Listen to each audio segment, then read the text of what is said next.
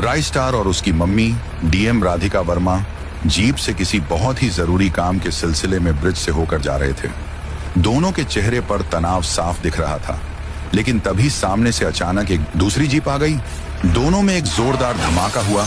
टक्कर इतनी भयानक थी कि राधिका की जीप ब्रिज के लोहे के सीधे नीचे गहरे समंदर में जा गिरी। अंदर पानी भरने लगा था। राधिका ने जैसे तैसे बाहर निकली।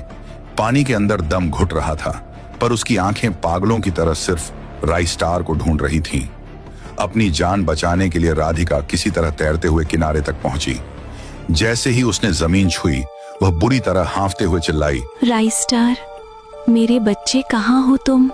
जल्दी से बाहर आओ, देखो तुम्हारी माँ यहाँ है। मेरी जान, तुम मुझे छोड़कर कहाँ चले गए? राय स्टार, वापस आ जाओ। उसकी आवाजें समंदर की लहरों में कहीं खो जा रही थीं। थोड़ी ही देर में रेस्क्यू टीम वहां पहुंच गई। चारों तरफ हलचल मच गई। उन्होंने डूबी हुई जीप की एक एक इंच जगह छान मारी। ड्राइवर की सीट, पीछे की सीट, जीप के नीचे, उसके आसपास सब कुछ देखा, पर राय स्टार का कोई सुराग नहीं मिला। समंदर इतना विशाल और गहरा था कि टीम के लोग भी अब मायूस होने लगे थे। सबको यही लगने लगा था कि वह गहरा समंदर अब राय स्टार को निगल चुका है। ठीक उसी वक्त हादसे वाली जगह से थोड़ी दूर लकड़हारा थुंग थुंग अपने काम में लगा हुआ था। राय स्टार किसी तरह पानी के सतह पर तेजी से तैरते हुए थुंग थुंग के पास आया। थुंग थुंग ने उसे देखा और हैरान होकर उसके पास आया। राय स्टार की हालत बहुत खराब थी। उसका शरीर ठंडा पड़ चुका था और वह होश में नहीं था। थुंग थुंग ने उसे उठाया और उसे लेकर अपनी छोटी सी झोपड़ी में आया। राय स्टार पूरी तरह बेहोश था। हादसे के बाद काफी दिन ऐसे ही बीत गए। समय तेजी से आगे बढ़ रहा था। राय स्टार अभी भी थुंग थुंग की छोटी साधारण झोपड़ी में ही था। चौथे दिन सुबह अचानक राय स्टार की आंख खुली। वह उठ खड़ा हुआ। थुंग थुंग ने प्यार से और नरमी से पूछा, बेटा, तुम अब कैसा महसूस कर रहे हो? मैं थुंग थुंग हूँ, लोग मुझे काका कहते हैं। घबराओ मत, तुम पूरी तरह सुरक्षित हो। मुझे बस अपना नाम बता दो। और तुम्हारे माँ बाप का नाम क्या है बेटा? राय स्टार की आंखों में आंसू भर आए। वह रोते हुए बोला, मुझे कुछ भी याद नहीं आ रहा है। मेरा नाम क्या है मुझे नहीं पता। मैं कौन हूँ और मैं यहाँ क्या कर रहा हूँ, मुझे सच में कुछ पता नहीं है। मेरे माँ बाप कौन है काका, मुझे कुछ याद नहीं है। थुंग थुंग तुरंत समझ गया कि याददाश्त चली गई है। फिर सबसे पहले उसे पेट भर स्वादिष्ट साधारण खाना खिलाया। उसी दिन थुंग थुंग ने उसे नया नाम दिया, रिंकू। उसने तय कर लिया था कि वह इस बच्चे को अकेला नहीं छोड़ेगा और उसे अपने बेटे की तरह पालने लगा। थुंग थुंग का जीवन पहले से ही आसान नहीं था। वह दिन भर घने जंगल में कड़ी मेहनत करके लकड़ियां काटता, फिर उन्हें शहर में भेजकर मुश्किल से 2 वक्त का खाना जुटाता था। लेकिन जब से राय स्टार उसके जीवन में आया, उसकी जिम्मेदारियां और मेहनत दोनों कई गुना बढ़ गईं। वह रोज सुबह 4 बजे उठता। सबसे पहले वह राय स्टार के लिए गर्मा गर्म खाना बनाता और प्यार से अपने हाथों से खिलाता, और तभी अपनी कुल्हाड़ी उठाकर जंगल की तरफ जाता। शाम को जब लथपथ होकर लौटता और फिर उसे पढ़ना लिखना सिखाता। राय स्टार तेज बुद्धि का था, वह सीख लेता था। थुंग थुंग का एक ही सपना था कि उसका बेटा राय स्टार खूब पढ़े लिखे और एक इंसान बने। मगर गरीबी की मार बहुत भयानक होती है। कई बार थुंग थुंग स्कूल की फीस भी नहीं जुटा पाता था। ऐसे में अक्सर शिक्षक फीस न देने पर राय स्टार की सबके सामने बेइज्जती करते थे और उसे धक्के मारकर स्कूल से बाहर निकाल दिया जाता था। ये देखकर थुंग थुंग का दिल टूट जाता था। बावजूद इसके थुंग थुंग ने कभी हिम्मत नहीं हारी। वह राय स्टार के लिए हर मुश्किल सहने को तैयार था, और राय स्टार वह थुंग थुंग को ही अपना सच्चा असली पिता मानता था। राय स्टार अक्सर देखता था कि जब काका पेड़ काट लेते तो उनके हाथ कांपने लगते थे। कभी कभी काम करते वक्त उन्हें अचानक सांस लेने में भी तकलीफ होने लगती थी और खांसी जुकाम आम बात थी। थुंग थुंग काका की यह हालत देखकर राय स्टार को बहुत बुरा लगता था। उसका दिल दुखी हो जाता था। रातें और भी भारी होती थीं। रोज शाम को जब थुंग थुंग काका काम से लौटते तो रात भर उनकी झोपड़ी में खांसी की आवाज गूंजती रहती थी। वह बुरी तरह खांसते और करवटें बदलते रहते। राय स्टार ने सोचा, बस अब और नहीं, काका ने मेरे लिए पूरा जीवन खपा दिया, अब उनकी सेवा करने की मेरी बारी है। राय स्टार ने जूते पॉलिश करने का काम करने की ठानी। अगली सुबह सूरज निकलने से पहले ही राइस स्टार ने अपने पास मौजूद पुराने कपड़ों से एक शू पॉलिश किट तैयार की।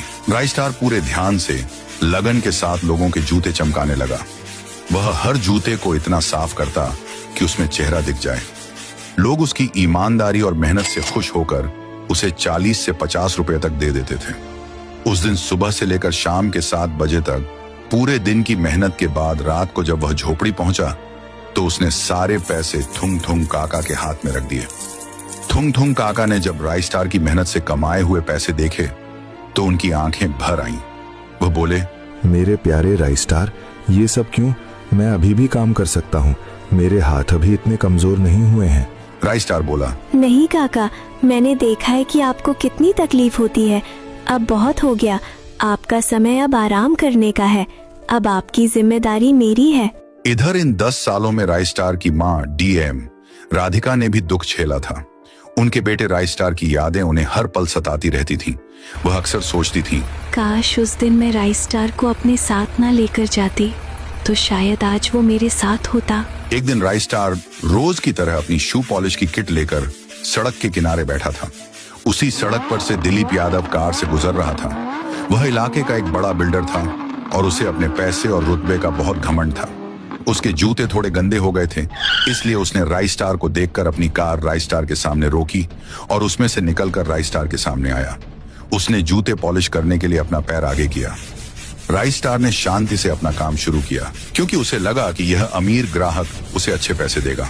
जब काम पूरी तरह से खत्म हो गया तो राइस स्टार ने पूरी विनम्रता से अपनी तय की हुई कीमत बताई। साहब, आपके जूते अच्छे से पॉलिश हो गए हैं, इसके 50 रुपए हो गए। दिलीप यादव ने अकड़ के साथ राइस स्टार को कहा, 50 रुपए? चुपचाप 10 रुपए पकड़, तेरी यही औकात है और यहाँ से चल। राइस स्टार का चेहरा उतर गया, पर उसने शांत रहने की कोशिश की और फिर से निवेदन किया, साहब, इसमें बहुत मेहनत लगती है। मैंने आपके जूते कितनी सफाई से चमकाए हैं। प्लीज 50 नहीं तो कम से कम 40 तो दे दीजिए, ये मेरा रोजगार है। इतने में सड़क पर भीड़ जमा होनी शुरू हो गई। लोग रुककर यह झगड़ा देखने लगे। इसी भीड़ में एक पत्रकार भी था जिसके हाथ में कैमरा था। राइस स्टार का बार बार निवेदन सुनकर दिलीप यादव का गुस्सा 7वें आसमान पर पहुंच गया। वह गुस्से से चिल्लाते हुए बोला, हिम्मत कैसे हुई तुम्हारी ज्यादा पैसे मांगने की?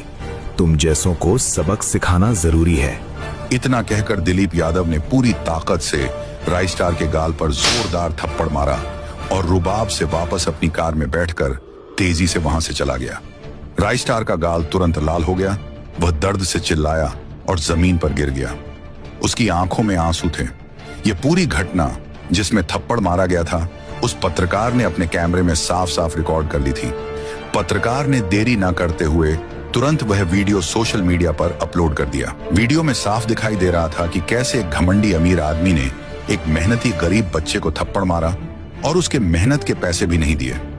कुछ ही घंटों में यह वीडियो आग की तरह फैल गया और वायरल हो गया और दिलीप यादव के इस बुरे व्यवहार की कड़ी निंदा कर रहे थे। जनता में उबाल आ गया था और सबने एक सुर में दिलीप यादव के खिलाफ न्याय की मांग शुरू कर दी। वो दिन आया जब दिलीप यादव को पुलिस आकर हक के पैसे मारने के जुर्म में बंदूक की नोक पर उसको जीप में बैठाकर अरेस्ट करके ले गई। लोग काफी खुशी से झूम रहे थे। दिलीप यादव को एक थप्पड़ की वजह से 1 महीने की जेल की सजा सुनाई गई। साथ ही उसे 5 लाख का जुर्माना भरने को कहा गया जो राइस स्टार को दिया जाएगा। डीएम राधिका वर्मा भी अपने घर में बैठकर टीवी पर यही खबर देख रही थी। जैसे ही कैमरा राइस स्टार के चेहरे पर झूम हुआ, राधिका की नजरें वहीं जम गईं। ये बच्चा जो दर्द से रो रहा था, उन्हें कुछ अजीब सा लगा। ये चेहरा, मैंने इसे कहीं देखा है। इसकी आंखों में ये भाव, पर कहाँ? उन्होंने उस बच्चे को बहुत ध्यान से देखा। बच्चे के चेहरे में कुछ ऐसी बात थी जो उन्हें जानी पहचानी लग रही थी। तभी अचानक 10 साल पुरानी एक याद उनके दिमाग में आई। खरगोश जैसा चेहरा। वह एक पल भी नहीं रुकी और दौड़ते हुए उसी जगह के लिए निकल पड़ी जहां वह बच्चा जूते पॉलिश करता था। राधिका दौड़ती हुई उस सड़क पर पहुंची। वहां अब भी बहुत भीड़ लगी हुई थी। राधिका ने भीड़ को धक्का दिया और अंदर घुसी। राधिका ने उसे नीचे से ऊपर देखा। वही आंखें, वही माथा और हाँ, वही गालों की मासूमियत। अब उन्हें थोड़ा थोड़ा नहीं बल्कि पूरा यकीन हो रहा था कि यह उनका ही बेटा है। राधिका ने उससे पूछा, तुम्हारा नाम क्या है? और तुम किसके साथ और कहाँ रहते हो? बेटा, मैं यहाँ की डीएम हूँ, राधिका वर्मा। मुझे ये सब जानना है, डरो मत। मेरा नाम रिंकू है। मैं अपने काका के साथ एक झोपड़ी में रहता हूँ। अगर आपको उनसे मिलना है तो आप मेरे साथ चलो। आपके आने से मेरे काका भी खुश होंगे। राधिका ने खुशी से कहा। हाँ हाँ बेटा, क्यों नहीं, मुझे भी तुम्हारे काका से जरूरी बात करनी है। उसके बाद राधिका और राई स्टार दोनों थुंग थुंग काका के घर जा रहे थे। राई स्टार राधिका को लेकर छोटी साधारण झोपड़ी के अंदर आया। वहाँ थुंग थुंग काका खड़े थे। यही है मेरे काका, इनसे जाकर मिलिए। राधिका काका के पास आई और कहने लगी, काका, मैं इस एरिया की डीएम हूँ। मुझे ये जानना है कि आपने इस बच्चे को कहाँ से पाया था? थुंग थुंग काका ने गहरी सांस ली। 10 साल पहले की बात है। मैं नहर के किनारे लकड़ी काट रहा था। तभी मुझे ये मासूम बच्चा पानी में तैरता दिखा था। बच्चा बेहोश था पर सांस चल रही थी। मैं उसे उठाकर यहाँ ले आया। इसे कुछ भी याद नहीं था, इसीलिए मैंने इसका नाम रिंकू रखा। राधिका का यकीन अब पक्के विश्वास में बदल चुका था। उनकी आंखों में आंसू तैरने लगे। ये उनका राई स्टार था। उन्होंने अगले दिन मौका पाकर राई स्टार के सिर से सावधानी से एक बाल तोड़ा। उन्होंने तुरंत डॉक्टर से बात की और सैंपल दिया। कुछ दिनों बाद रिपोर्ट आई। जब डॉक्टर ने पुष्टि की तो 10 साल से दुख झेल रही राधिका वर्मा की खुशी का ठिकाना नहीं रहा। डॉक्टर बोला, राधिका जी, चमत्कार हुआ है। राई स्टार वाकई आपका बेटा है। डीएनए टेस्ट पूरी तरह मैच हो चुका है। ये लीजिए उसके पहचान के डॉक्यूमेंट। 10 सालों बाद उन्हें अपना खोया हुआ बेटा मिल गया था। लेकिन अब उनके सामने एक बड़ी भावुक समस्या थी। राई स्टार के लिए काका ही उसके असली पिता थे।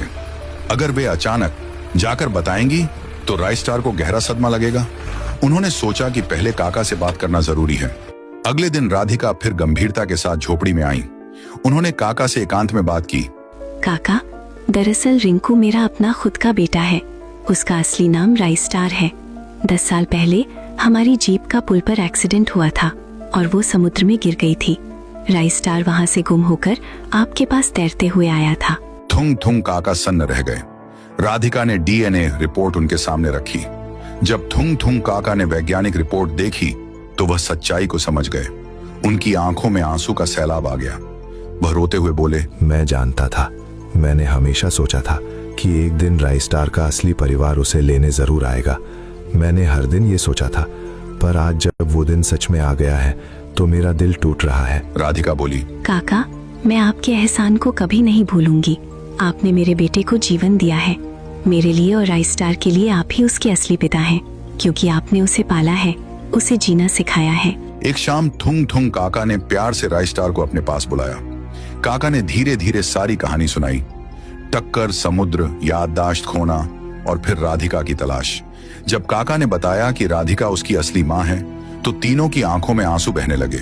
थुंग थुंग काका रोते हुए बोले, मैं हमेशा तुम्हारा काका रहूंगा बेटा, पर अब तुम्हें तुम्हारी माँ मिल गई है। उन्होंने तुम्हें 10 साल से याद किया है। ये तुम्हारा हक है मेरे बच्चे, तुम जाओ।